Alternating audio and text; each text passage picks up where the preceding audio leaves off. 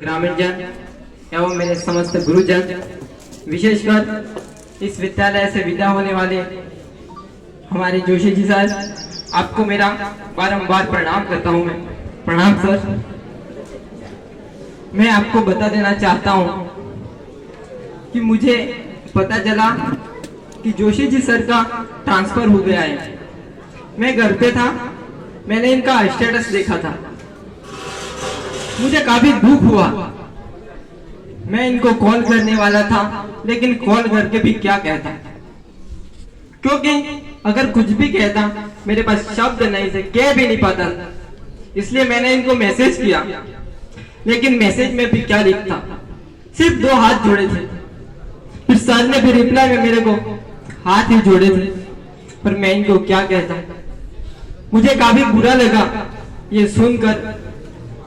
भले ही आज मैंने यहाँ जब से आया अभी एक बात नोटिस की, आप अपनी मस्ती में मशगूल थे, किसी को कोई फर्क नहीं पड़े। ऐसे अभी दिख रहा है थोड़ा मायूस, लेकिन भले ही अभी आपको इस बात का एहसास नहीं हो रहा है, लेकिन आएगी इनकी कमी खलेगी जब इनकी जगह कोई और आएगा, जब इनकी जगह कोई और लेगा, आपकी क्लास में आएगा और कुछ कहेगा, उस वक्त आपको उस बात का एहसास होगा। आपकी क्लास भी आपसे सवाल करेगी, आपके सामने जो कुर्सी थी वो भी आपसे सवाल करेगी। ये वो गुरुवर नहीं है जिसे तुम इतनी बड़ी मुस्कान के साथ आराम से गुड मॉर्निंग सर कहते थे और इनका सामने से रिप्लाई किया आता था। पता है कितनी मुस्कुराहट के साथ वो अब हमेशा के लिए इस विद्यालय से जा रहे हैं।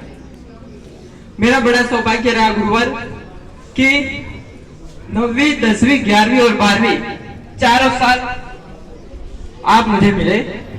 9वीं और 10वीं में संस्कृत पढ़ने का मौका मिला आपके हाथों से। मैं एक बात बताना चाहता हूं, मैंने कहीं पढ़ा था कि 100 दिए मिलकर भी उस चांद की बराबरी नहीं कर सकते। क्या कभी कर सकते हैं? चाहे 100 के 1000 क्यों ना लगा लो, लेकिन उस चांद की बराबरी कोई नहीं कर सकता।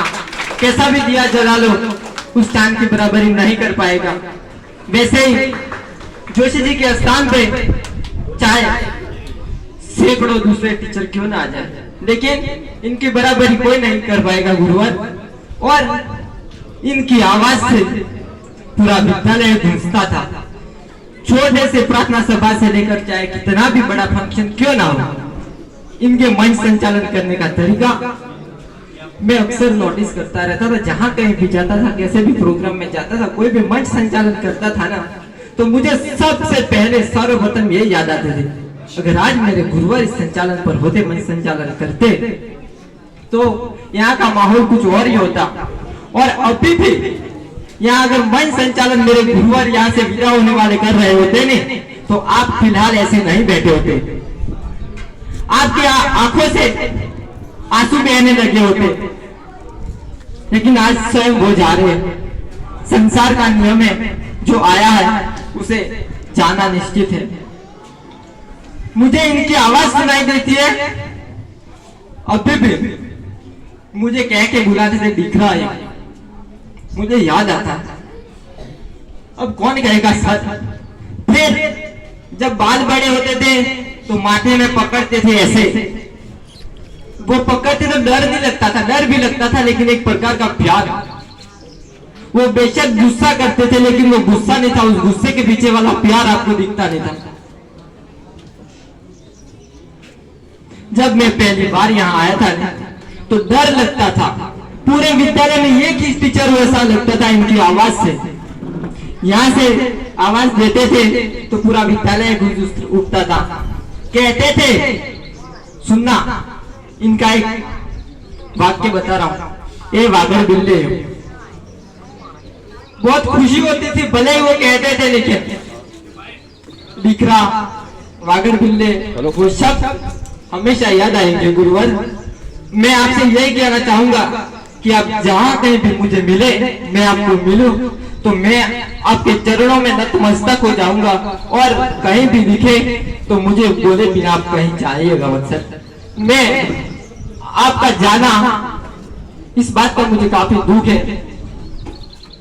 अब रोक भी नहीं सकते हैं, अगर रुक सकते हो तो रुक जाइए गुरुवर, रुक जाइए। और इन्हीं शब्दों के साथ मैं मेरी वाणी को विराम देता हूँ। जय हिंद, जय भारत।